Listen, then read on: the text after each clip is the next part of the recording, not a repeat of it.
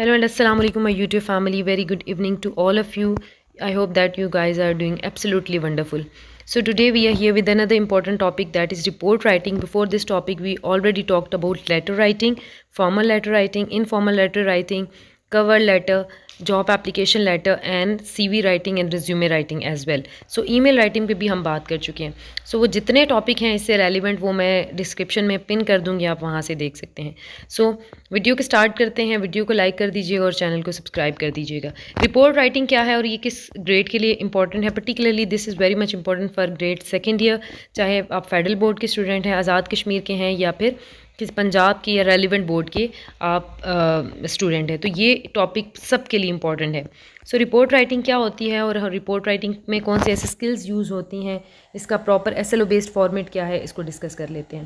कहते हैं report writing is a skill that help you to share important information in a clear and organized way. यानी report writing में basically आप क्या करते हैं, यू शेयर इंपॉर्टेंट इन्फॉर्मेशन.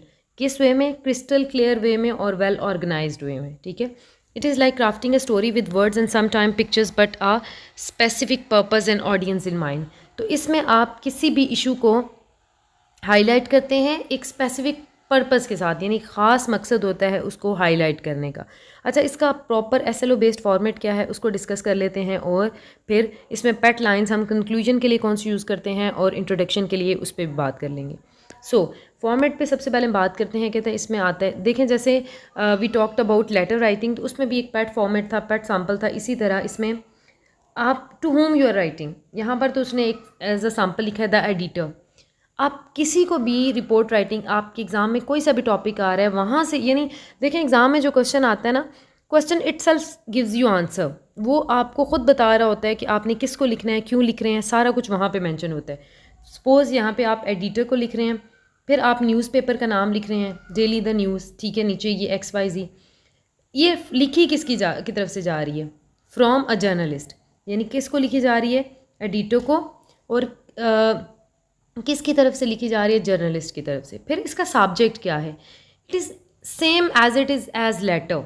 ठीक है, जैसे हमने लेटर राइटिंग पे बात की थी कि उसका एक सब्जेक्ट होता है, ईमेल का सब्जेक्ट होता है, तो इसी तरीके से ये आपके पास है. ठीक है, यानी टू, फ्रॉम. टू में आपने एडिटर, फिर न्यूज़पेपर का नाम पर्टिकुलरली, और सिटी, ये XYZ मीन सिटी. फिर ये आपके पास फ्रॉम जर्नलिस्ट, सब्जेक्ट इसका आ गया. फिर नीचे आपके पास सैल्यूटेशन में आता है रिस्पेक्टेड सर, मैडम, जिसको भी आप रिपोर्ट लिख रहे हैं, ये उसका आपके पास पेट चीज़ आ गई. नेक्स्ट आपके पास इंट्रोडक्शन होना चाहिए. इंट्रोडक्शन में आप एक हेडिंग देंगे और इसमें आप पर्पज़ ऑफ राइटिंग बताते हैं. ठीक है, कि why are you writing this report, और ये किसी जिस भी पर्टिकुलर पर्सन को लिख रहे हैं इसके पीछे रीज़न क्या है. फिर उसके बाद आपके पास आती है बॉडी ऑफ क्या कहते हैं, रिपोर्ट. ठीक है, इसमें भी आप 7 to 10 लाइन्स मेंशन करते हैं. फिर डिटेल एक्सप्लेनेशन देते हैं उस इशू के बारे में. ठीक है, और लास्ट में आ जाता है आपके पास कंक्लूजन, जिसमें 1 to 2 लाइन्स का ये कंप्राइज करता है. और फिर आप एक्सपेक्टेड आउटकम्स, ठीक है, जिसको आप सजेशंस भी कहते हैं. कंक्लूजन और सजेशंस एक ही टॉपिक आता है. और फिर लास्ट में आप क्लोजिंग कॉम्प्लीमेंट्स दे रहे होते हैं. और ये देखें, योर सिंसियरली XYZ. तो ये लेटर राइटिंग का और इसका फॉर्मेट, चीज़ें काफ़ी सारी सिमिलर चीज़ें हैं, लेकिन इसमें कुछ डिफरेंसेस भी हैं. ठीक है, नेक्स्ट देख लेते हैं जी. हमारे पास ये कुछ पेट लाइंस हैं, ये भी यहाँ पे इन्होंने डेट भी मेंशन की हुई है. फिर हमारे पास पेट लाइन है इंट्रोडक्शन की, वो रिपोर्ट की, वो देख लेते हैं. अच्छा, कहते हैं keeping in the aforesaid issue, the undersigned has carried out a comprehensive study and based on observation and careful study of the collected data, compiled a report which shed lights on the key areas of the issue as briefly explained below. तो ये यहाँ पर सारी detail mention है. और ये वाला जो इंट्रोडक्शन है आप किसी भी रिपोर्ट में यूज़ कर सकते हैं. ठीक है, this particular intro can be use for any sort of report writing. कोई सा भी टॉपिक आता है आप इंट्रो में देखें, यहाँ पे पर्टिकुलर उन्होंने मेंशन तो नहीं किया हुआ ना कि किस इशू के बारे में, यानी आप इसमें फोर सेट कहते हैं जो पहले से बात हो चुकी है. तो मीन्स के हम अपने सब्जेक्ट में इसके बारे में ऑलरेडी बात कर चुके हैं. इशू का हमें पता है क्या है, तो उस इशू के बारे में ये वाली लाइंस आप इसका चाहें तो स्क्रीनशॉट ले लें. ये बहुत इंपॉर्टेंट है, एग्ज़ाम में एज इट इज़ आप लिखें तो ये आपको अच्छे मार्क्स दिला सकता है. नेक्स्ट है जी इसका कंक्लूजन. मींस के मेन बॉडी ऑफ रिपोर्ट वो तो आप खुद जनरेट करेंगे, डिपेंड करता है कि आप किस पे, लेकिन आप इंट्रो किसी भी टाइप की रिपोर्ट के लिए ये दे सकते हैं और साथ में कंक्लूजन भी.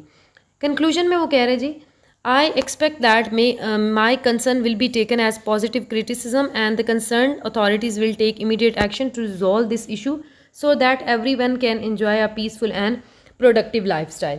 तो जी ये देखें, ये कंक्लूजन भी आप मेंशन कर सकते हैं अपनी किसी भी रिपोर्ट के किसी भी टॉपिक में, यानी रिपोर्ट राइटिंग आई तो ये आपने कंक्लूजन मेंशन कर दिया और ये किसी भी टॉपिक को डील कर रहा है। इसी तरह ये आपके पास जो रिपोर्ट राइटिंग का इंट्रो है ये भी किसी भी टॉपिक को पर्टिकुलरली क्या कर सकता है, कवर अप कर रहा है। तो इंट्रो आपको यहाँ से अच्छा याद हो गया, कंक्लूजन याद हो गया, तो आपने फिर याद करना आपके हिस्से में क्या रहता है। आपके हिस्से में रह गया जी मेन बॉडी ऑफ लेटर, ठीक है, वो आप याद कर लेंगे। बाकी आपकी रिपोर्ट बिल्कुल आसान सी है, आपको पता चल जाएगा कि आपने किस टॉपिक पे बात करना है। जैसे ही आप क्वेश्चन पढ़ेंगे, क्वेश्चन में आपको सारी डिटेल मिल जाएगी, to whom you are writing, why you are writing and what is the main issue, यानी सब्जेक्ट आपका क्या है, पर्पज़ ऑफ राइटिंग क्या है। तो इंशाल्लाह ताला हाजिर होते हैं नेक्स्ट किसी इंपॉर्टेंट वीडियो के साथ। चैनल को सब्सक्राइब करें, वीडियो को लाइक करें। Till then take care and Allah हाफिज़।